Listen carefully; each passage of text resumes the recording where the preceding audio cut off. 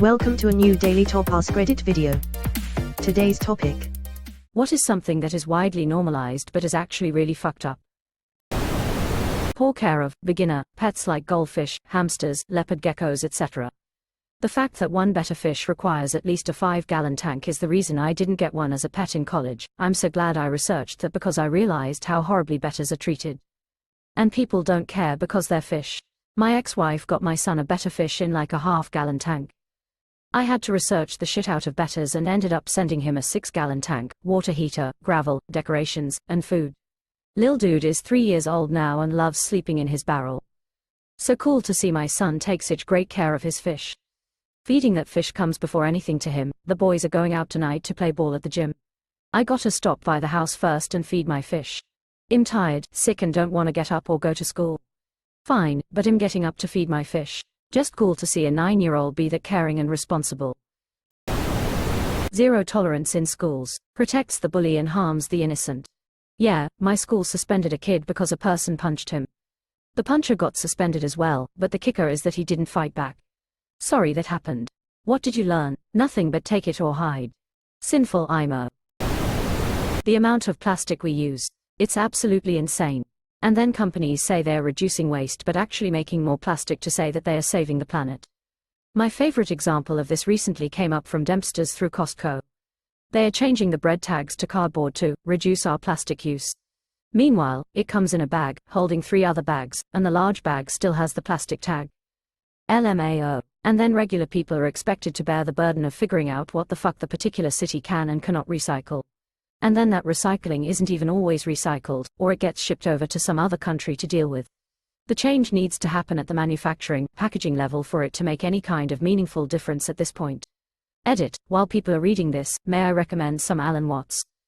https://youtube.be/ek2mzjxg?c=e1 wwbnxv_y1-u0. Side hustles to get by. Fuck, if you're working full-time you should be able to get by. And they're not side hustles. They're part-time jobs. You're working 2 jobs. Sitting here, second 8-hour shift today, thinking that one job really should be able to get me by. Phone use while behind the wheel. Every trip out is a death roulette game. I see someone nearly drift into my lane all the time. It's terrifying and selfish. I can't understand why people won't just pull over somewhere or wait until they are parked. People look at me like I am crazy when I tell them I think it's selfish. I commute to work daily, and it's crazy how many times I can guess who's on their phone. Sometimes, they're straight up browsing videos, the gram, or FB while driving, not just making a phone call. Zero expectations of privacy.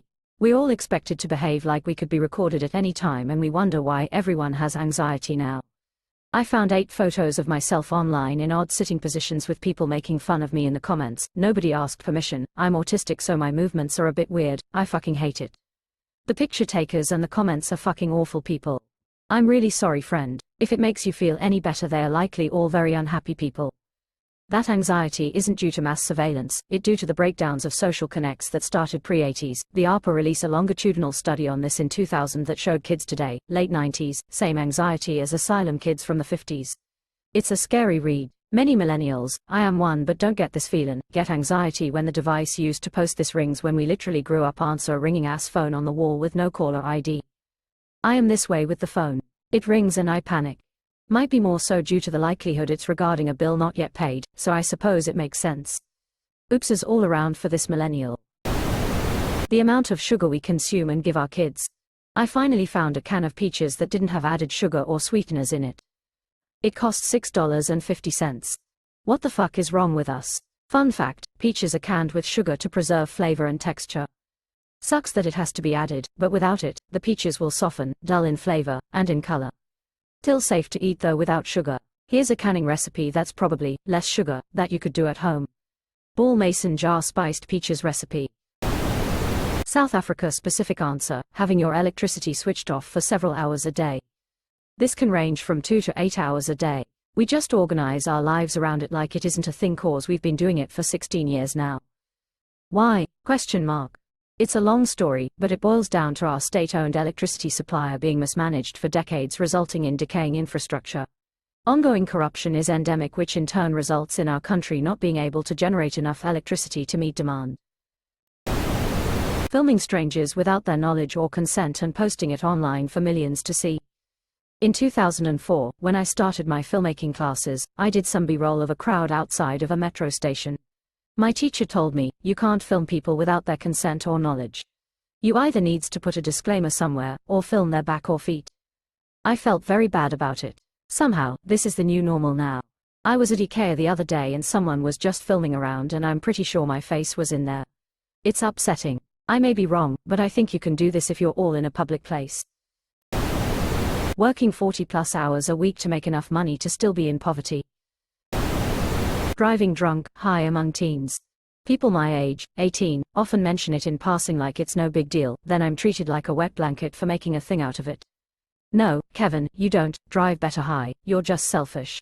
I had a coworker your age who one day bragged about being basically blind without glasses and how she'd drive drunk on the weekends. She never wore glasses nor contacts. In shock I blurted out, Jesus, you're gonna kill someone doing that. Her only response was, well, I haven't so far. Before she turned her back to me. Somehow I was the one in the wrong, though, and got some shitty looks from the others working with us. One of my coworkers lost her daughter to a drunk driver last winter. She was walking home from Dairy Queen and the guy who hit her didn't even stop. The cops ID'd the car in a Walmart parking lot by the ice cream smear. Working with grown children instead of adults can be maddening. I used to get made fun of by my group of friends for being Mrs. Anti-Drinking and Driving. Then after a party one night, Mrs. Anti-Drinking and Driving called her mommy for a ride and 3 of the 4 people who got in the other car are dead. I'm glad your mom came and got you. I had a friend in high school whose parent kind of adopted me and they told me that if I ever got in a situation I had one no questions asked pickup. No repercussions, nothing. I never had to use mine, but I'm glad I had someone who was upfront with us that sometimes things get out of hand and we should never make the mistake of getting in a car and driving when we were under the influence. My dad also gave the, you shouldn't be drinking, but if you do, don't drive. Speech every time I left the house once I turned 18.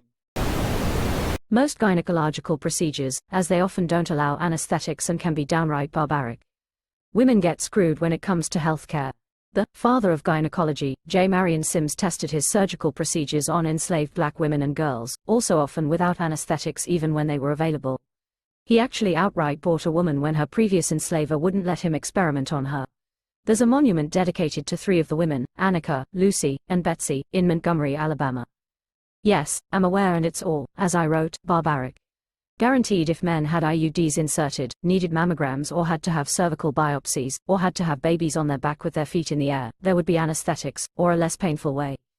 Is he the one who founded the first, possibly still, widely accepted surgical procedure for repairing vaginal fistulae? Because if I recall correctly, he was also able to use both the lack of basic rights and access to medical care for women of color to get many women to let him operate on them. I just feel awful for those poor women.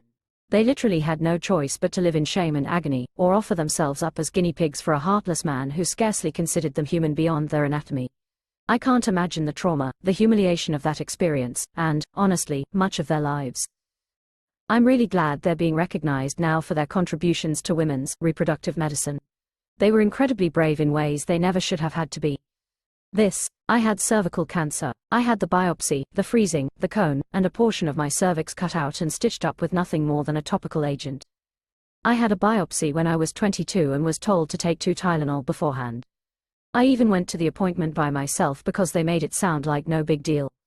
I damn near broke the nurse's hand during the biopsy. It was fucking excruciating. 100% agree. A cervical biopsy done without anesthesia is unfathomably painful. I once saw a gynecologist try and defend it by saying it's like having a piercing. Greater than piercings are not medically necessary and piercers are not qualified to administer anesthesia, whereas gynecologists are. There is not a single reason for it to be done without proper pain management. Delivery drivers and waitresses having their wages determined by customers and not their employers. ACA, living off of tips while employers don't pay enough. Outside the US North America, this is not really normal at all. For-profit healthcare. Also for-profit education. For-profit prisons. For-profit home and auto insurance. I work for one of those big, all insurance companies you see on the TV all the time. You're all getting fucked in the ass. Child beauty pageants. I saw a picture of my niece before she went on stage to dance provocatively to a popular pop song and my stomach lurched. She's 6, she had so much makeup on and was wearing the skimpiest outfit. I wanted to throw up, I was so upset. I even said out loud, "Oh god, that doesn't look like niece," and my Mel was all, happily, right. "Doesn't she look beautiful?"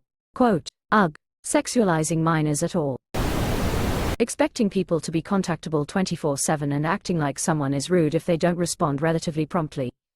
Back when the main form of contact was calls, it was deemed relatively normal for people to not answer as they were busy or not home, therefore it was so much easier to switch off and enjoy other things. Now it's expected that people are pretty much connected to everyone all the time, and if you try to disconnect from that a bit, it can almost get you socially ostracized. You can relate it to workplaces as well, and the rise of employers basically expecting workers to be contactable 24/7. This drives me nuts. My family expects 24/7 communication within 2 hours or they get scared. Like, please fuck off. Here in Australia, the government wants to bring in right to disconnect laws like they have in France, where employers can't expect workers to be on call outside of work hours unless they pay overtime. The opposition has promised to overturn any such laws if they win government. Sigh.